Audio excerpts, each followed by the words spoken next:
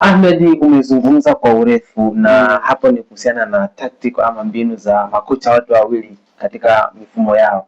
Ni pengine sasa tutarajie ni wachezaji gani wanaweza kuwa na au ni sehemu gani katika timu zote hizi mbili zinakuwa na madhara zaidi? Kwa upande wa Ufaransa ambaye tunasema ndio timu namba moja kiwanjani, wao sehemu kubwa sana ambapo imara zaidi ni idara ya ushambuliaji. Idara ya ushambuliaji ambao wachezaji ambao ni wanne ambao ni hatari zaidi kwa sasa. Unamzungumzia mfungaji bora wa ligi ya La Liga Kylian Mbappe ambaye hii ni michezo yake ya 3 ya kombe la dunia. Akiwa na umri wa miaka 26. Kashachukua Golden Boot, mfungaji bora wa kombe la dunia mwaka 2022 nchini Qatar na kukiwa na mabao 7. Akiwa na miaka 17 alifunga mabao 5 kwenye michuano ya mwaka 2018 na kuchukua kombe la dunia. Lakini pia amekuwa mfungaji bora kwenye ligi zote ambazo amecheza kuanzia 2019 mpaka 2026. Kwa hiyo ni mtu ambaye ni hatari zaidi. Msimu kafunga zaidi ya mabao 40. Kwa atakuwa ni hatari kwenye mchezo huu. Ambaye pia ni team captain. Kwa unaangalia uzito alionao kwenye timu ya taifa. Mtu wa pili ni Michael Olise. Miaka 22 kashakuwa mchezaji bora wa ligi ya Bundesliga msimu wake wa pili. Kasaidia Bayern kufika hatua ya nusu finali ya UEFA Champions League.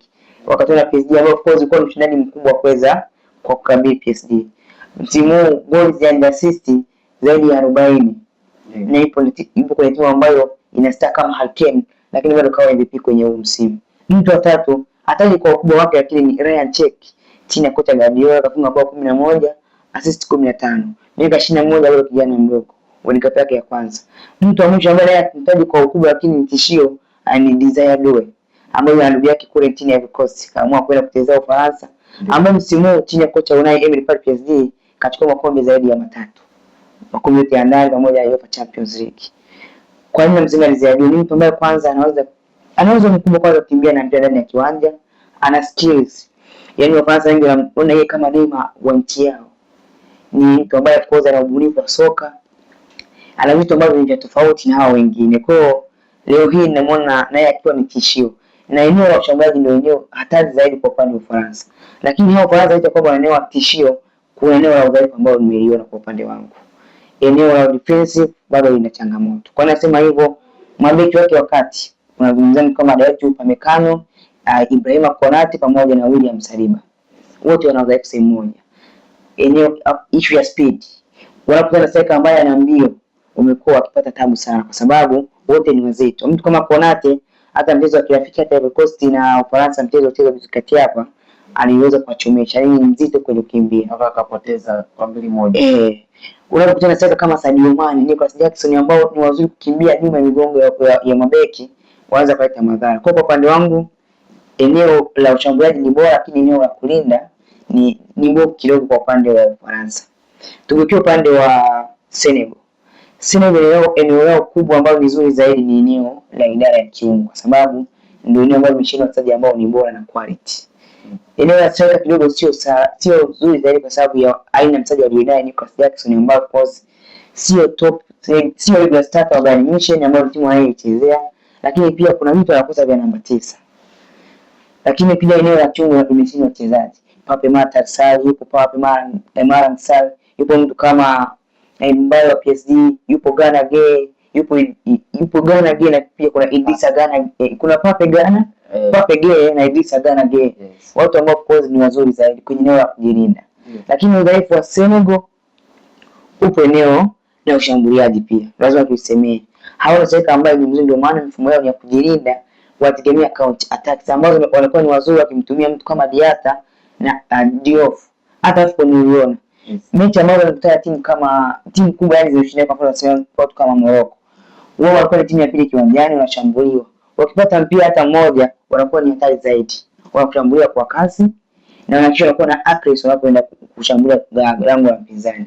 Kwa hiyo timu ambazo zinakutana zina madhaifu ambayo ni tofauti na strength ambayo ni tofauti. Kwa minajini kwamba tutegemee kwamba Ufaransa walikuwa bora kwenye kushambulia wakitumia sana eneo la Mbappe na Michael Olise, wakati Ghana watakuwa ni Senegal watakuwa ni bora kwenye mid block, watakuwa na block sana hawa watu wao kutembea kwenye idara yao ya ukabati. Bwana, tutarajie Ufaransa wakishambulia sana, lakini tutarajie pia kwa upande wa Senegali wakijilinda kupitia sekta yao ya kiungo. Ni uchambuzi maridhawa wa kombe la dunia mwaka 2026 ukifanyika katika nchi tatu pale Mexico, Canada pamoja na Marekani, na mchezo huu unachezwa katika nchi ya Marekani majira ya saa 4 usiku. Lakini kitu cha kushangaza, nikirudi kwako Ahmed, tukiangalia katika timu zote mbili kuna hao wachezaji wa kuchungwa ambao umewazungumzia, lakini madhaifu ambao umeyasemea pia bado ni sehemu ambao pengine inaweza kaamua mchezo. Kulingana sana takwimu hizi, tuangalie ni kwa namna gani sasa Ufaransa ama Senegal ni kitu gani pengine wanaweza kakifanya cha tofauti na miaka ya nyuma au mechi za nyuma alizocheza.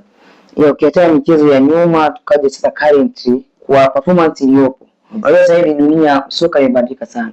Upepo wa football umebadilika, ndio maana michezo ya kombe la dunia msimu huu imewashangaza wengi sana.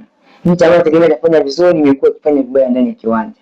Kwa change iliyopo matokeo kwa sasa, Senegal na Ufaransa kusema wanakuja mechi tofauti, watapita mle kwa timu ambazo zishacheza, kwa mfano Brazil na Morocco, nchi kama Germany.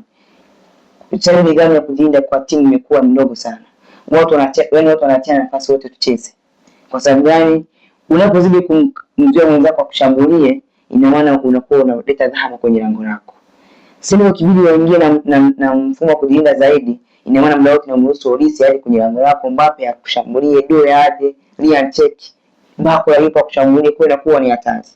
Au akishinda kufungwa, kuna mtu kama N'Golo Kante, Rabiot, Tchouaméni wanaweza kupiga tuseme long range shoot nje ya box, waweza kakeo ukapata madhara.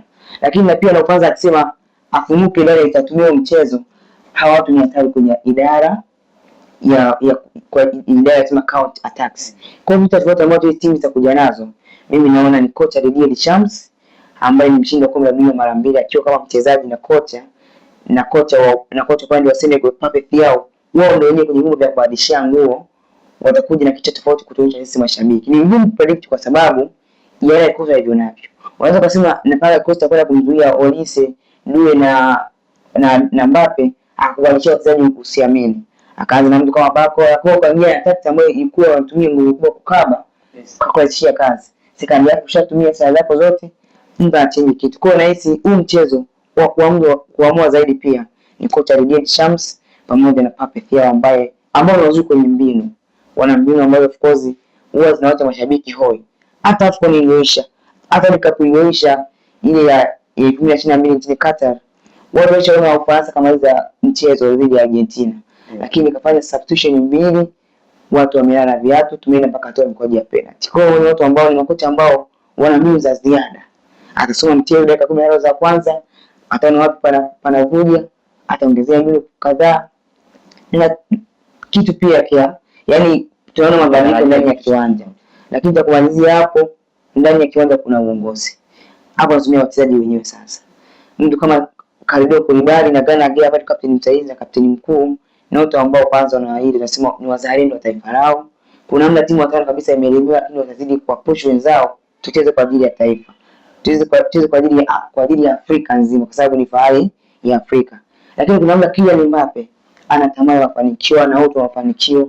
Wachezaji wale kina Michael Olise, Ryan Cheki wanatamani na wao wachukue kombe la dunia. Wawe kwenye zile majina makubwa kama kina Zinedine Zidane, kina Didier Deschamps.